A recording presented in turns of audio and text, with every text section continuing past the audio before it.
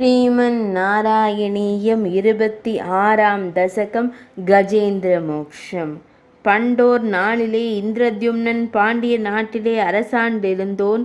சிறந்ததோர் பக்தனாம் உன்னிலே ஆழ்ந்தவன் குருமுனி நாடியே வந்ததைக் கண்டிலன்.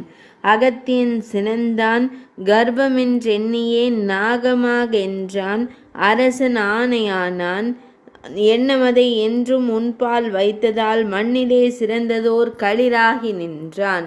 திரிகூட மலையாம் பாலாழி நடுவே கரிக்கூட்டம் தனக்கு அரசாகி நின்றான்.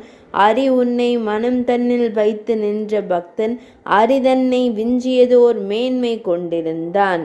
வலிமை மிகு உடலும் நல்வினையால் ஒளியும் நலிவில்லா நன்மையோடு துன்பமறத் திரிந்தான். அடவியதன் வெம்மை நீர் நாட வைத்ததே சடுதியில் ஆனை ஒரு பொய்கை கண்டதே. தேவலர் என்றொரு முனிவனது சொல்லால் தேவனொரு முதலியாய் வாழ்ந்தனன் குலத்தில். பாவமே அறியாத களிரதன் காலை பாவியவன் பிடித்தான் நினது விளையாட்டன்றோ. முதலையும் ஆனையும் பொருதன பல்லாண்டு முதலும் முடிவும் என்றுமே நீயன்றோ. முன்வினை அழித்து களிற்றுக்கு முக்தியை நன்மையாய் சேர்ந்திட நீ செய்த செயலன்றோ. போரினால் பெற்றதொரு பொறுக்கொணா துன்பம்தான் அரியதோர் ஞானமோடு முற்பிறவி அறிவு தர.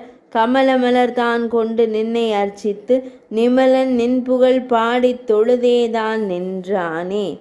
அழுதது கேட்டனர் அயன் அரண் இந்திரனும் தொழுதது தம்மையல்ல வென்றே அறிந்தனராம். கழுகதன் மேலேறி சடுதியில் வந்தாயே பழுதிலா களிருக்கு காவலாய் நின்றாயே. அழகிய நின் கைகளினால் களிரதனை நீ வருடி ஆடிதனை ஏவி அந்த முதலைதனை வதைத்தாயே. தேவனவன் உருமாறி தன்னுலகம் தான் சேர யாவருமே பெற விளையும் நின்னடி கரி சேர்ந்ததுவே. கரியரசன் துன்பத்தை நீக்கி நற்கதி ஈந்த அரிதான இக்கதையை அனுதினமும் பயில்வோர்கள் பெரிதான நன்மைகளை வாழ்வினிலே பெறுவரென பரிவுடனே உரைத்து நீ வைகுந்தம் சென்றனையே. ஆயர்குல கண்மணியே களிரதனை உய்வித்தாய் நோய் நீக்கி எனை காப்பாய் குருபவன புரத்தோனே. 26ஆம் தசகம் இனிதே நிறைவடைந்தது.